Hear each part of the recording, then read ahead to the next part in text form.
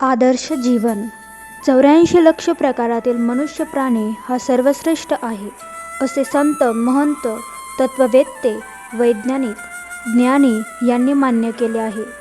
सर्वांहून मनुष्य प्राणी श्रेष्ठ असेल तर त्याच्याकडून आदर्श जीवन जगण्याची अपेक्षा साहजिकच अपेक्षित आहे. तर मग माणसाने आदर्श जीवन जगता येण्यासाठी प्रपंच व परमार्थ हे दोन्ही करावेत. बायको, मुले म्हणजे परिपूर्ण प्रपंच नव्हे. याखेरीज त्यामध्ये अनेक गोष्टी अंतर्भूत आहेत. प्रपंच या शब्दाचा अर्थ फार व्यापक आहे. काही संन्यासी, साधू बालब्रह्मचारीच असतात, म्हणजे त्यांना प्रपंचापासून मुक्ती मिळाली आहे असे समजावे. का? प्रपंच याचा गुह्य अर्थच मुळी असा आहे की ज्या योगे षड्विकारांचा उदय होतो, त्रिगुणांचा उदय होतो, मन संकुचित बनते, मनाला मलिनता येते, देहबुद्धी जोपासली जाते, देह सुखात मनुष्य प्राणी गुरफटला जातो, तो प्रपंचामुळेच. ज्या अर्थी देहबुद्धी विकास पावते याचा अर्थ त्या माणसाच्या हातून प्रपंच होत आहे. बहुतांशी लोकांचा असा समज आहे की बायको, मुले, नातेवाईक, कुटुंब यांच्यासाठी ज्या गोष्टी केल्या जातात तो म्हणजे प्रपंच. परंतु एखादी अशी दुर्भागी व्यक्ती असते की तिला वरीलपैकी कोणी नसते, तरीसुद्धा त्या व्यक्तीच्या हातून प्रपंच घडतच असतो. तात्पर्य: देहबुद्धीचा विकास व्हायला ज्या ज्या गोष्टी कारणीभूत असतात त्या त्या सर्व गोष्टी प्रपंचात मोडतात. किडामुंगीपासून तर भगवंताने सर्वांनाच प्रपंच दिला आहे, तर मग तो आम्हाला कसा चुकेल? सर्व प्राणीमात्रांकडून प्रपंचाची अपेक्षा परमात्मा करतच असतो, परंतु मनुष्य प्राण्याला प्रगत बुद्धीने वरदान देऊन परमात्म्याने त्याच्याकडून परमार्थाचीही अपेक्षा ठेवली आहे. ज्या योगे कोणत्याही स्थितीत असताना देहबुद्धी दुर्लक्षित करून त्याच्या आत्मबुद्धीचा विकास होतो, त्याच्यामध्ये सर्वसमावेशकता निर्माण होते. कोणत्याही वस्तूचा अणुरेणू सोडाच, अगदी इलेक्ट्रॉन, प्रोटॉन, न्यूट्रॉन सुद्धा भगवंतमय आहे, अशी ज्याची दृष्टी समावेशकतेने व्यापून आहे त्याला परमार्थिक असे म्हणतात. ज्यांना स्वतःतील गुह्य वस्तूचे समग्र ज्ञान झालेले आहे, अशा व्यक्तीला प्रपंच व परमार्थ अगदी सहज करता येतो, अगदी सहजावस्था प्राप्त होते. हे सायुज्य मुक्तीचे लक्षण आहे. प्रपंच व परमार्थ या मनाच्या तर फार सोप्या गोष्टी आहेत, परंतु जीवनमुक्त संत पुरुषांच्या सान्निध्यात गेले असता, त्यांनी सांगितलेले आचरण केले असता या गोष्टी सोप्या आहेत. माणसाला उत्तम प्रपंच व उत्तम परमार्थ समजण्यासाठी ज्या क्षणाला आदर्श जीवन म्हणजे काय हे कळेल, अगदी त्या क्षणाला त्या माणसाने जीवनमुक्त संत पुरुषांचा आश्रय घेतला पाहिजे. कारण विश्वात मनुष्य प्राणी जन्मास आल्यावर त्यावर अनेक शिक्के बसतात. त्यातील पहिला शिक्का मुलगा की मुलगी, दुसरा शिक्का धर्माचा बसतो. हा मनुष्य अमुक तमुक धर्माचा आहे, याशिवाय जात, पंथ, संप्रदाय इत्यादी शिक्के त्याच्यावर पाठोपाठ बसत असतात.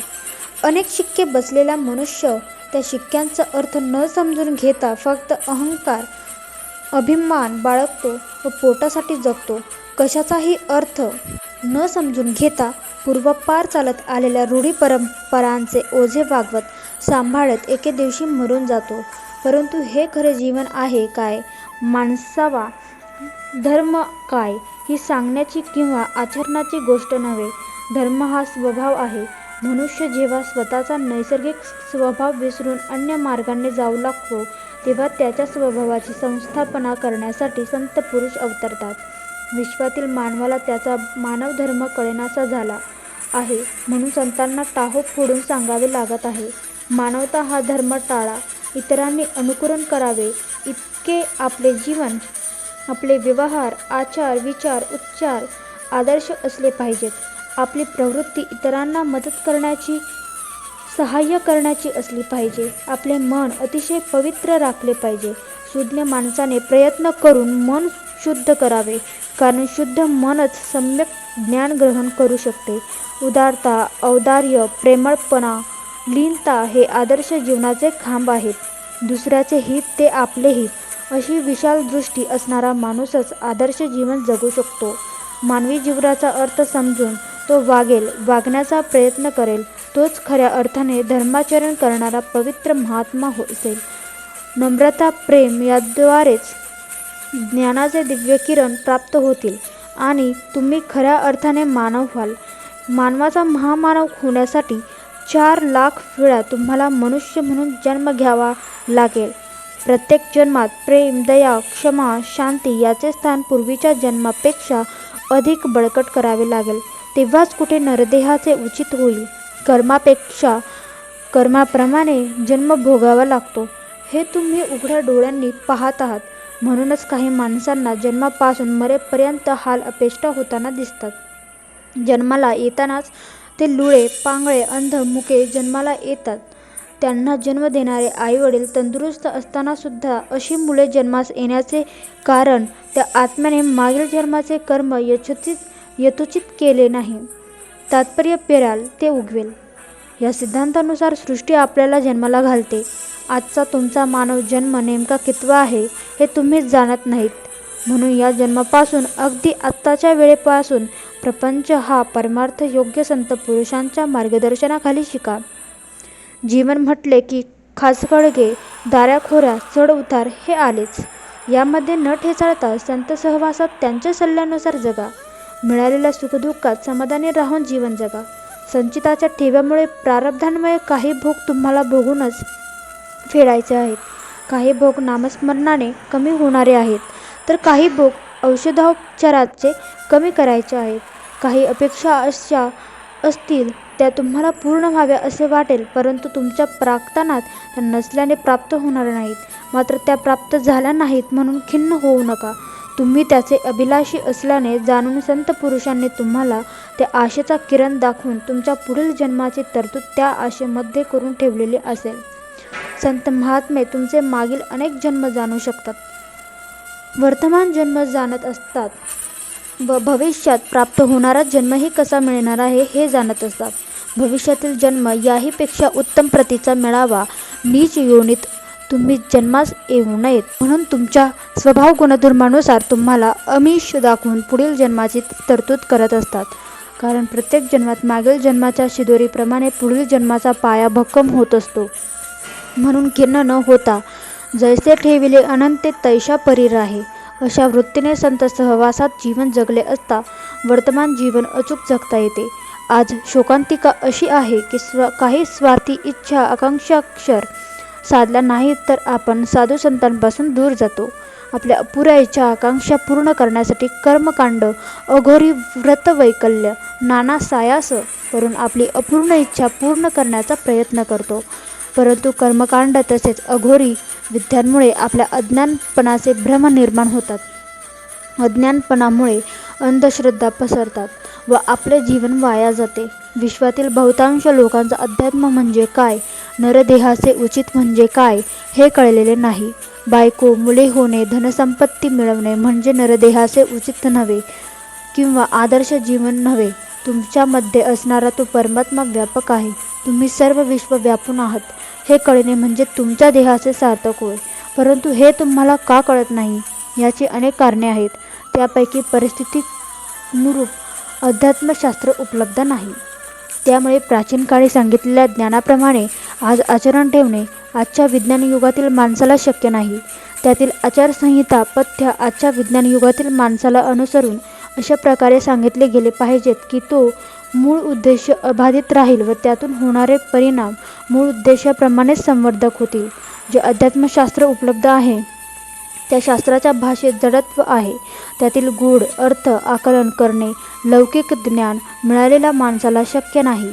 त्यामुळे त्या शास्त्राचे पृथक्करण अन्वय योग्यप्रमाणे लावले जात नाही. कानाला ऐकण्यास गोड वाटणारे शब्द बुद्धीला आकलन होण्यास जड असल्याने संपूर्ण मानव जातीपर्यंत शास्त्रशुद्ध व योग्य प्रकारे ज्ञान न पोहोचल्यामुळे आजचा समाज या शास्त्रापासून अनभिज्ञ आहे. ज्या तत्वचिंतकांनी आपापल्या परीने त्याचा अर्थ सांगितला आहे तो अपुरा आहे. त्यामुळे सर्व प्राणीमात्रांचे हित ज्या शास्त्रात सांगितले आहे ते शास्त्र समाजाभिमुख होण्याऐवजी विरंगुळा किंवा धर्मशास्त्र अशा अनेक अर्थाने मागे पडत आहे. आत्मज्ञानी पुरुषांची संख्या अल्प असल्याने व ते आपल्या स्वानंदातच निमग्न असल्याने संपूर्ण प्राणीमात्रांचे जीवन धोक्यात आले आहे.